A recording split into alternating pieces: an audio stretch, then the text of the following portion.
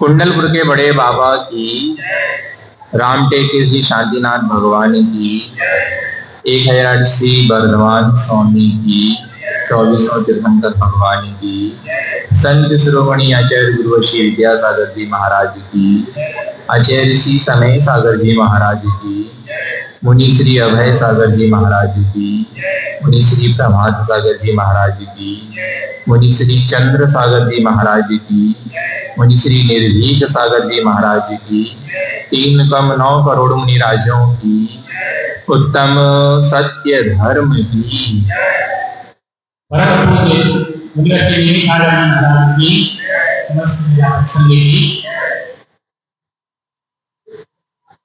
10 minute शेष हैं, उन्हीं में कुछ विशेष बोल देते हैं। हाँ, 5 दिन के 5 धर्म हो गए।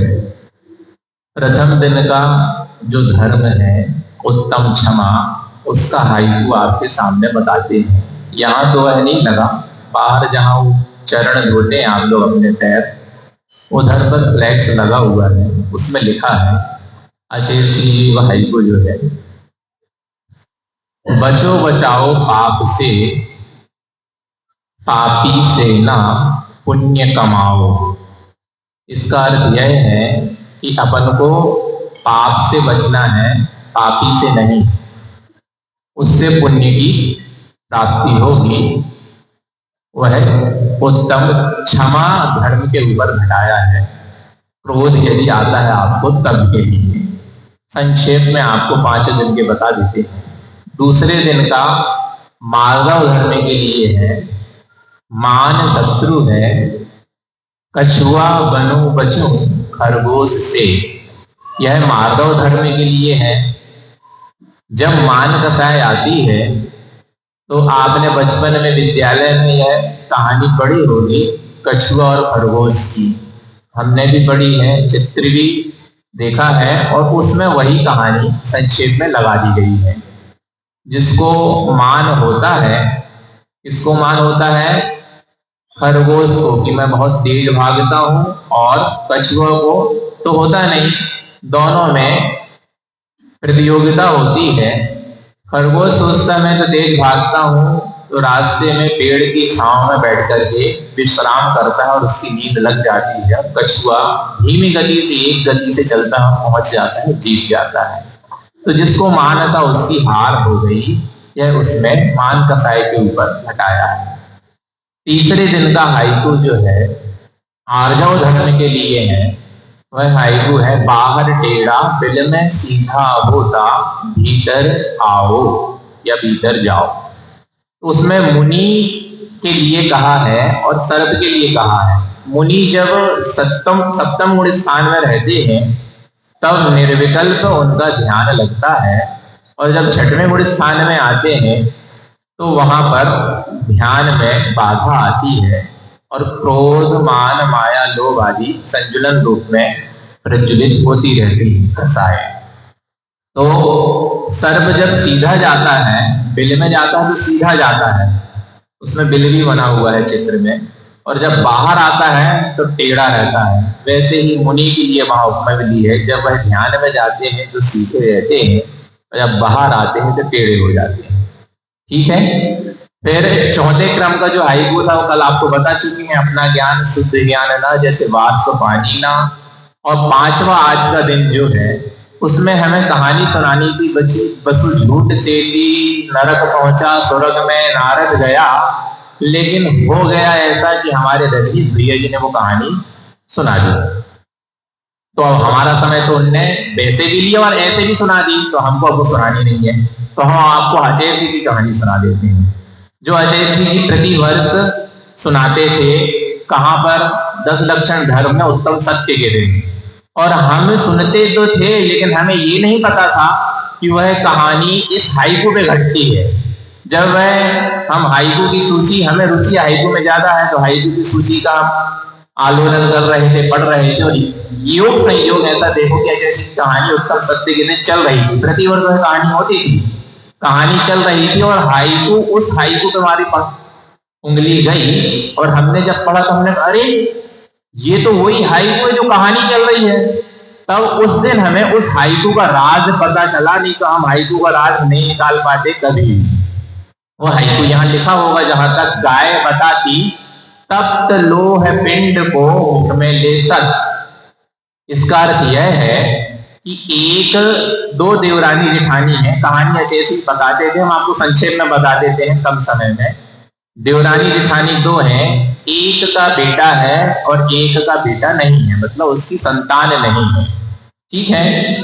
अब दोनों देवरानी जेठानी में बहुत अच्छे से घुल मिल करके रहते थे और ये एहसास ही नहीं होता था कि बेटा है किसका।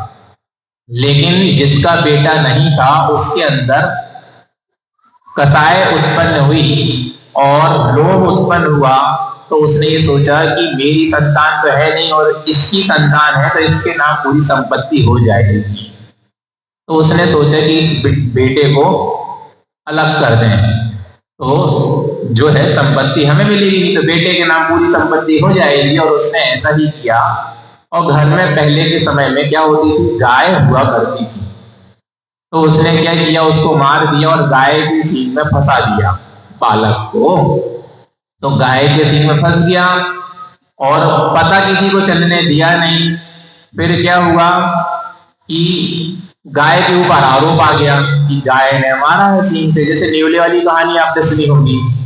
तो गाय ने मारा ऐसा सोचा, पंचायत बैठाई गई कि भैया बालक को किसने मारा पता लगाया जाए।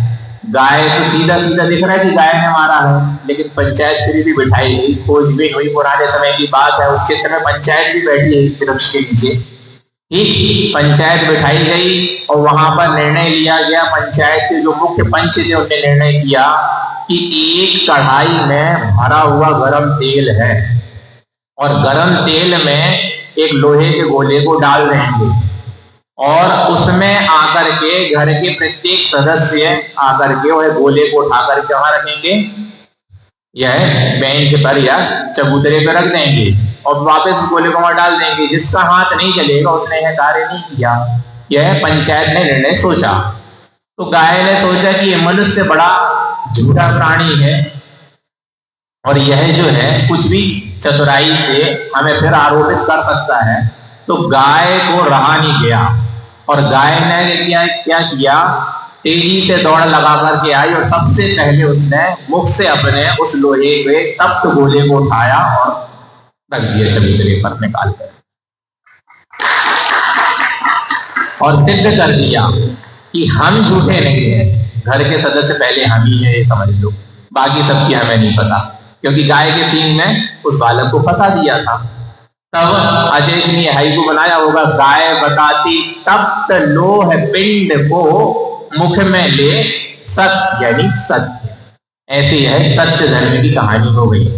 अब एक बात और आपको बता दें, हमने ऐसी शास्त्रों में पढ़ा है, उसमें यह लिखा हुआ है कि उलझे हुए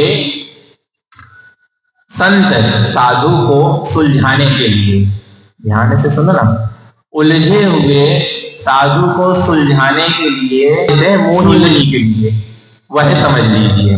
वैसा ही उलझे हुए मनुष्य को सुलझाने के लिए, उलझे हुए मनुष्य को सुलझाने के लिए जानवरों की उपमा दी जाती है। किसकी उपमा? पशुओं की उपमा दी जाती है। पशु के लिए ऐसा बताया गया है। अच्छा, इसने एक हाइकू और बनाया है। वैसे तो हाइकू में पूरा प्रवचन हो जाएगा, आप अर्थ निकाल नहीं पाएंगे। पक्षी कभी भी दूसरों के नीड़ों में घुसते नहीं। पक्षी कभी भी दूसरों के नीड़ों यानी घर में घुसते नहीं, यानी कब्जा नहीं करते।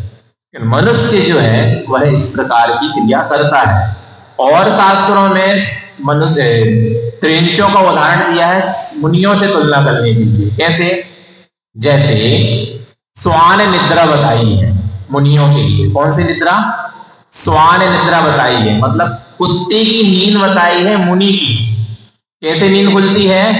जैसे कुत्ता सोता है, आप लोगों को लग रहा होगा कि कुत्ते का नाम क्या बोल रहा है, स्वान बोलो तो अच्छा लग रहा सुनने में, और कुत्ता बोलो तो बेकार लग रहा है तो वही, कोई अंतर तो नहीं आ गया। स्वान निद्रा बताई है जब वह सो रहे हैं मुनिराज, और जैसे कुत्ता सोता है तो जैसे ही हल्की सी भी आहट हुई नहीं और कान उससे फट से खड़े होते, आंख भले ही खुले ना खुले लेकिन कान खड़े हो जाते हैं, वैसे ही मुनियों की नींद निद्रा भी कहा है। और जब वह आहार करने के लिए जाते हैं मुनिराज तो सिंह वृत्ति कही है, क्या कहा है, शेर की वृत्ति कही है। जैसे शेर जाता है अपना शिकार स्वयं ढूंढ लेता है, ये नहीं हमारा चौका बहुत दिन से खाली जा रहा हूं महाराज जी, ऐसे नहीं चलता। कौन सी वृत्ति है, सिंह वृत्ति बताई है। उसके बाद गोचरी वृत्ति बताई है, जहां जहां मुनियों को तुलना कैसी की है त्रियंचों से, वहां पे भी क्रियाओं से गोचरी वृत्ति बताई है। गाय की जैसी, गाय यदि आता है, कोई उसका मालिक आता है और कुछ खाने के लिए देता है तो मालिक को कभी सींग नहीं दिखाती, गाय चुपचाप खाती रहती है, वह डालता रहता है आगे पीछे करता रहता है, उसको सींग नहीं दिखाती। कोई तीसरा व्यक्ति आ जाए तो सींग दिखाती है कि वो खाना ले जाए। वैसे ही चौके वाला कोई व्यक्ति आहार देने आता है, आप लोग समझ तो गए होंगे, अब ज्यादा क्या बोलना, हम सींग नहीं दिखा रहे, बता रहे आपको कि चौके के व्यक्तियों से आहार लेने में आनंद ज्यादा आता है, बाहर के लोगों से आनंद लेने में, आहार लेने में आनंद थोड़ा नहीं आता, लेकिन फिर भी भावनाएं तो आपकी होती हैं, इसलिए भावनाएं आपकी आपके पास हैं। अभी सर्प का उदाहरण नहीं दिया कि मुनि जब भीतर ध्यान में जाते हैं तो सीधे होते हैं और बाहर आते हैं तो टेढ़े होते हैं। इस प्रकार से यह बातें हैं। 5 मिनट आपका आज फिर हमने ज्यादा ले लिया और समय तो कम है, फिर कभी होगा तो देखेंगे। 2 दिन हमारे निकल गए, 4 दिन और हैं, समय मिलेगा तो आपको और देंगे। इतना ही पर्याप्त है। हिंसा परमो धर्म की जय।